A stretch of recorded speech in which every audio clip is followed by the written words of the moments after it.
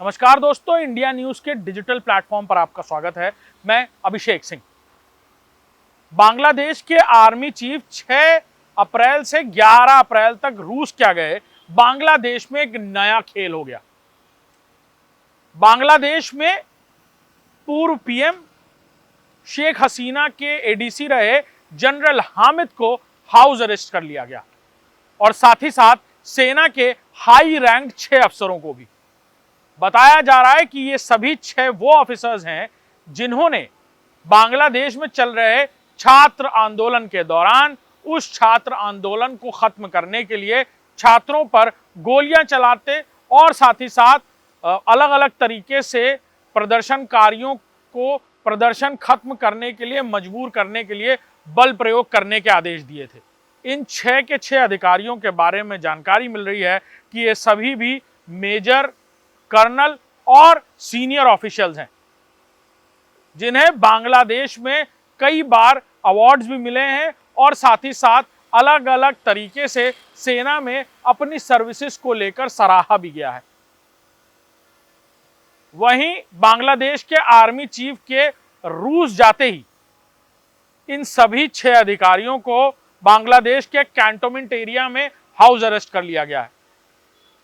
जानकारी मिल रही है कि उस दौरान बांग्लादेश में हो रहे छात्र आंदोलन के बीच मेजर हामिद ने शेख हसीना के कहने पर इन सभी अधिकारियों को आदेश दिए कि जो छात्र आंदोलन हिंसापूर्वक कर रहे हैं उनके खिलाफ हर एक्शन लिया जाए, जरूरत पड़े तो गोलियां भी चलाई जाए।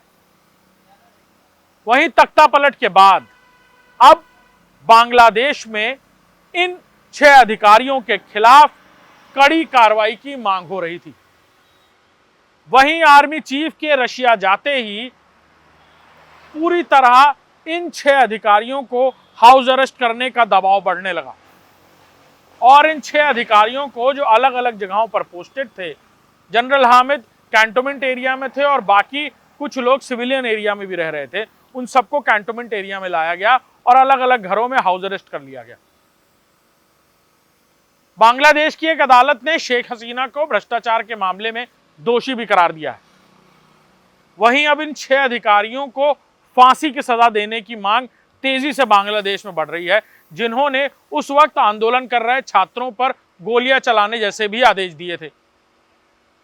देखना होगा कि बांग्लादेश में नई सरकार को, जिसे वजूदी तौर पर उस तरह पूरी दुनिया में मान्यता नहीं मिली है, लेकिन अब बांग्लादेश में जिस तरह की स्थितियां खड़ी हो रही हैं और उस दौरान छात्र आंदोलनकारियों पर गोली चलाने या फिर हिंसा करने को लेकर इन 6 सैन्य अधिकारियों के खिलाफ आखिर निचली अदालत के फैसले के बाद या फिर उच्च अदालत के फैसलों के बाद भी क्या कोई बड़ी कार्रवाई होती हुई नजर आएगी? क्या वाकई बांग्लादेश की जनता और वहां के लोग जिस तरह उग्रता से इन 6 अफसरों को फांसी तक लगाने की मांग कर रहे हैं, क्या वाकई बांग्लादेश सरकार और बांग्लादेश के लोग इस फांसी को होते हुए देखना चाहते हैं? और वाकई क्या बांग्लादेश की तुष्टीकरण वाली सरकार वहां पर फांसी जैसी पब्लिक एग्जीक्यूशंस को जगह देगी?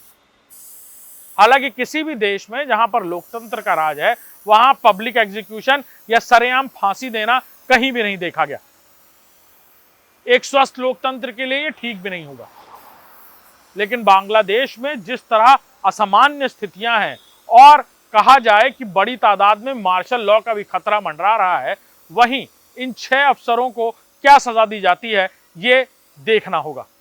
और क्या इसकी वजह से भी बांग्लादेश में ये प्रथा आने वाले दिनों में और भी देखने को मिलेगी? नमस्कार।